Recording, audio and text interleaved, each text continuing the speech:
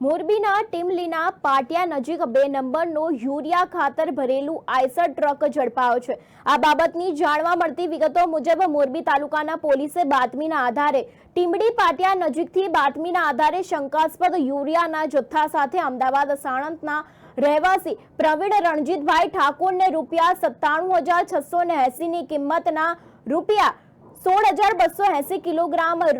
Urea ખાતર સાથે ઝડપી લઈને પૂછપરછ કરતા યુરિયા ખાતર ગાળા નજીકથી અન્ય આઈસરમાં ભર્યાનું કબૂલ્યું હતું। વધુમાં હાલમાં મોરબી તાલુકા પોલીસ મથકના પીએસઆઈ બગડા તેમજ રાઇટર ફતેહસિંહ રાજપૂત દ્વારા આઈસર ચાલક યુરિયા ખાતર ક્યાંથી આવ્યો છે અને કોને પહોંચાડવાનું હતું તે સહિતની બાબતને ઊંડાણપૂર્વકની તપાસ શરૂ કરી છે। હળવદ પંથકમાં જે ખાતાનો ડેપો આવેલા છે તે ફિંગર મશીનમાં જે બિલ નીકળે તે બિલ આપતા નથી અને દરેક ખેડૂતોની બિલ મળે તેવી લોક માંગ ઉઠી છે।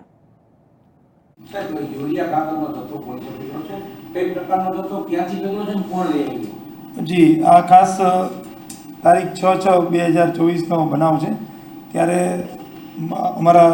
સર્વેલન્સ સ્ટાફના પોલીસ પીએસઆઈ બીએમ બગડા અને એની સાથેનો સ્ટાફ છે એ શહેરમાં વધી રહેલા જે ચોરીના બનાવો છે એ અટકાવવા માટે મોરબી તાલુકા વિસ્તારના પોલીસ સ્ટેશન વિસ્તારમાં ફરી રહેલા હતા। દરમિયાનમાં એમને ટીમડી પાટિયા પાસેથી એક બાતમી મળી અને એ બાતમી આધારે એમણે આઈસર GJ36V 6984 નંબરવાળું ઊભું રખાવી અને ચેક કરતાં આ આઈસરમાં પ્લાસ્ટિકની બોરીઓ ભરેલી હતી અને આ બોરીઓમાં શું છે એ પૂછતા શંકાસ્પદ જવાબ મળતા આ આઈસરની બોરીઓને ચેક કરતાં એમાં યુરિયા ખાતર ભરેલું હોવાનું જાણવા મળેલ। આ યુરિયા ખાતર અંગેની કોઈ પણ પ્રકારની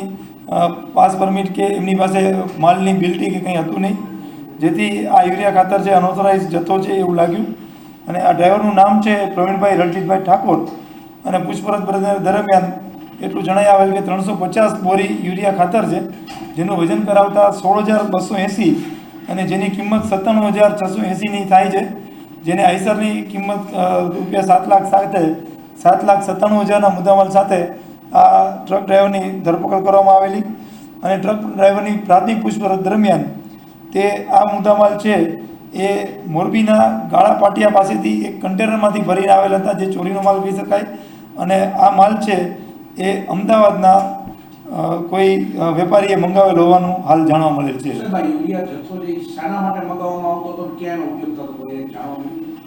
યુરિયા છે એ ખાસ કરીને ખાતર છે, તો ખાતર તરીકે વપરાતું હશે અને એનો જે જથ્થો છે એ અમદાવાદ ખાતેથી એક મોબાઈલ નંબર મળી આવેલ છે